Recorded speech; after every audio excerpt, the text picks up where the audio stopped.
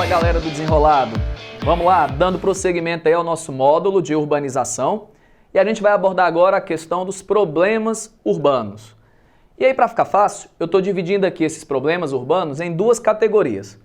Primeira categoria, eu tenho aqui os problemas sociais e na segunda categoria, não menos importante, mas só para dividir para ficar mais fácil, mais didático, eu tenho os chamados problemas ambientais.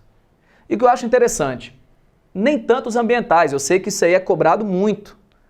Mas eu digo, esses problemas sociais urbanos hoje, eu acho que eles são a bola da vez para vários debates, inclusive até numa possível redação de várias provas, entre elas a do Enem. Se eu for lembrar, eu posso até relacionar as manifestações que nós tivemos recentemente no país a essa questão dos problemas sociais urbanos. A gente lembra que o estupim aí, a história dos 20 centavos, é óbvio que não se tratou apenas daquilo. Mas assim, as manifestações elas se iniciaram em cidades, sobretudo na cidade de São Paulo, e depois se espalharam. E elas cobravam o quê, principalmente? Lógico que ficou muito difuso, contra a corrupção, pedindo educação de qualidade, pedindo também melhor saúde pública, mas a gente pode lembrar que o estopim das manifestações foi exatamente a questão do transporte coletivo. Que aí eu fico sempre pensando, transporte público, né? Será que está correto esse termo, transporte público? Porque se é público, por exemplo, a gente paga. Então eu gosto mais da expressão transporte coletivo. É um transporte que é pago, mas é coletivo. É para o bem-estar de todo mundo. Beleza? Então eu acho que isso aqui está no auge mesmo, está no foco do grande debate que a gente pode fazer hoje.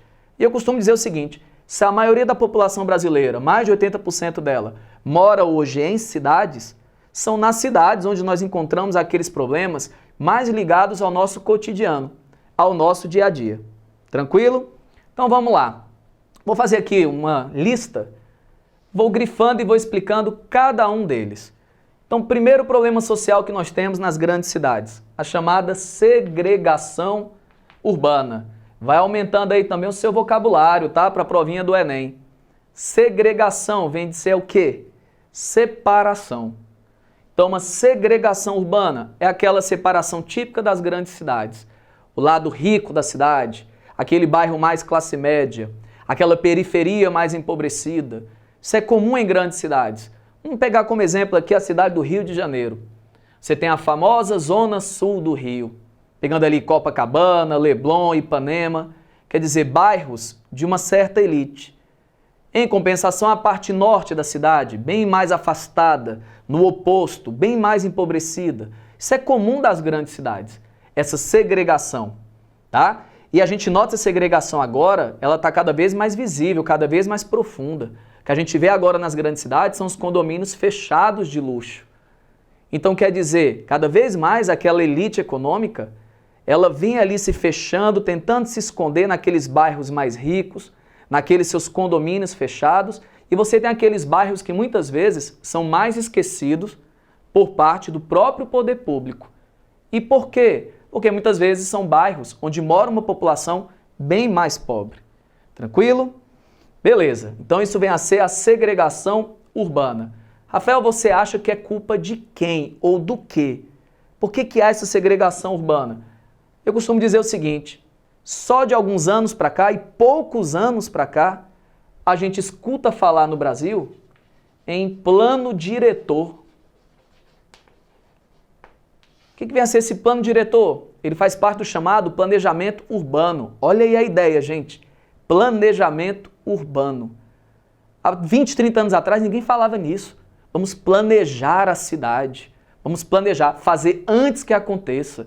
Então você vê que a cidade está crescendo para um determinado lado, já faz a estrutura ali de metrô. Não. O que é que o cidadão faz? O que é que o poder público faz? Deixa a cidade crescer toda. Isso ele já está notando que a cidade cresce naquela direção. Mas ele deixa a cidade crescer para depois ele começar a dar a rede de metrô. Aí sabe o que vai acontecer? Vai ficar mais caro e vai ser muito mais trabalhoso. Aí lá vai você ter que quebrar tudo. Aí você tem um sistema de encanamento da cidade, de saneamento, tubulação de gás, tudo. Aí paralisa ali a via, desvia ali o trânsito. É muito mais trabalhoso e é muito mais caro.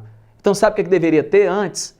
o velho e bom planejamento urbano. Mas isso existe há muito tempo, no papel. Na prática, que é bom, em países como o Brasil, por exemplo, a gente não vê esse planejamento urbano de maneira eficiente. O plano diretor ele é um documento que muitas vezes ele é aprovado pela Câmara, tá, dos vereadores de um município, e que nesse documento ele traz as regras para uso e ocupação do solo, aqueles prédios que estão abandonados há tantos anos, o que é que pode ser feito com eles. Tenta um pouquinho barrar a especulação imobiliária, aquela galera que compra o terreno e deixa ali 3, 4, 5 anos parado, sem produzir nada. Sabe o que eles estão esperando? A valorização do terreno. Que se faça um shopping próximo, que se passe uma avenida. Para quê? Para que o terreno custe mais caro e eles obtenham um lucro grande na revenda ou na venda desse terreno. O nome disso é especulação imobiliária. Tá ok? E tudo isso gera como consequência essa segregação urbana aqui. Beleza. Transporte coletivo. Então, como eu havia dito antes, transporte coletivo a gente pode relacionar as manifestações no Brasil. Hoje é um problema seríssimo. E aí eu quero fazer uma relação com outro momento, outro módulo nosso, no qual eu falei da crescente venda de veículos no Brasil nos últimos 10 anos. Então, se a gente for pegar do governo Lula para cá, a venda de veículos, aquele renascimento da classe média, sem entrar em maiores discussões sobre isso, mas uma coisa é certa, se vendeu muitos veículos no Brasil nos últimos 10 anos. E esse transporte individual, ele está gerando um verdadeiro caos nas grandes cidades. E para poder aliviar esse caos ou amenizar, eu teria que realmente ter um transporte coletivo eficiente. E agora na Copa do Mundo, a gente está vendo aí este momento e tal, se falou muito em VLTs. Rafael, o que é VLT mesmo? Não estou lembrando não. Então vamos lá, VLT, veículo leve sobre trilhos. É uma mistura, eu costumo dizer, nem é um trem pesadão, tá? Também não é um ônibus convencional. Eu diria que é o neto do bonde que a gente fala, aqueles bondes antigos que nós tínhamos no Brasil, em algumas cidades, lá em Santa Teresa, tá certo? No Rio de Janeiro e tal. Pronto, seria ali uma mistura. É um transporte bem moderno hoje, vários países europeus utilizam. A França mesmo, Paris, foi um dos grandes responsáveis por tirar Paris daquele caos ali de trânsito.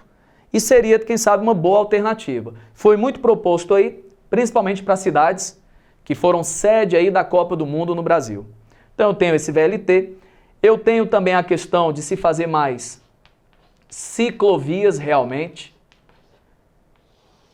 Eu posso ter também a questão aqui do transporte coletivo integrado. Então você poder usar a bicicleta de um ponto até outro, deixar a bicicleta, pegar um ônibus, deixar o ônibus, pegar um VLT. Isso também pode ser uma possível solução. Uma coisa é certa, transporte individual tem que ficar mais em casa na semana. Semana nós usamos transporte coletivo. E aí sim, no final de semana, quando o trânsito das grandes cidades diminui, é que dá sim para você utilizar esse transporte individual. Beleza? Vamos lá. Favelização e violência. Bom, a favelização está até ligada à segregação urbana. O que a gente começa a ver muito? Que essa favelização, ela ocorre sobretudo naqueles espaços urbanos menos valorizados. Então, quando a gente vê morros, tá, encostas em grandes cidades, áreas próximas a rios, que são mais possíveis de terem enchentes e que isso é até certo ponto normal. A gente fala assim, a enchente é culpa da chuva, culpa do rio. Não é. A enchente muitas vezes é um fenômeno ali, é normal. O rio tem um período que ele transborda. Isso acontece normalmente. Agora, o que acontece é que a população rica, muitas vezes, ela dispõe de maiores meios para não ocupar essa área que sofre esse alagamento. Como ela também não vai ocupar as áreas de grandes encostas, que são mais passíveis de terem deslizamento. Então, isso aí é até uma consequência do próprio processo de segregação urbana também. Beleza? Por fim, a violência. E aí, quando eu falo em violência, eu tenho que lembrar. Quem acompanha a TV aí sabe. As grandes cidades, tá, mundo afora, estão cada vez mais violentas.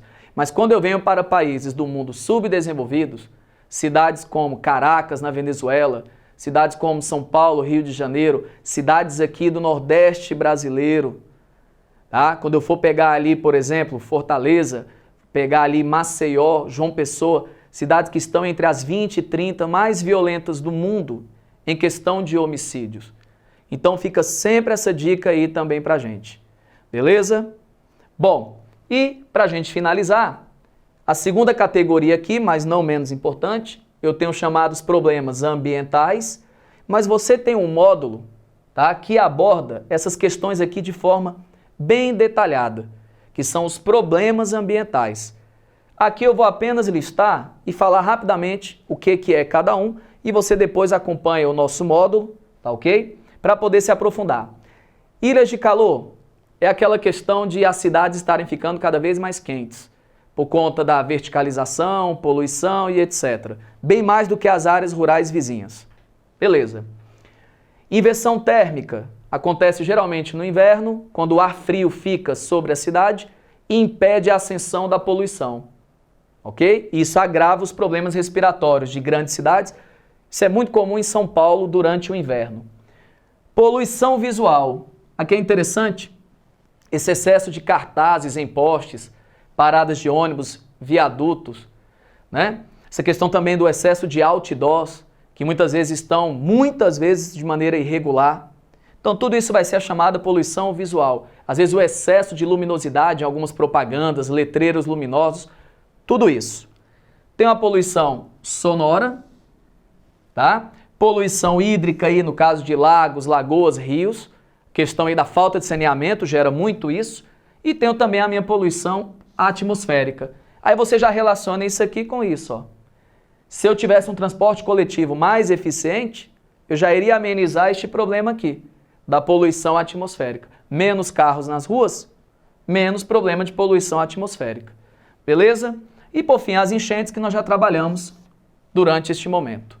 Beleza? Então a minha dica final é, quer se aprofundar mais? Rafael, queria tanto que você se aprofundasse mais nisso aqui. Vai lá no nosso módulo, procura aí no site Problemas Ambientais, que você vai ter tudo isso de maneira bem detalhada.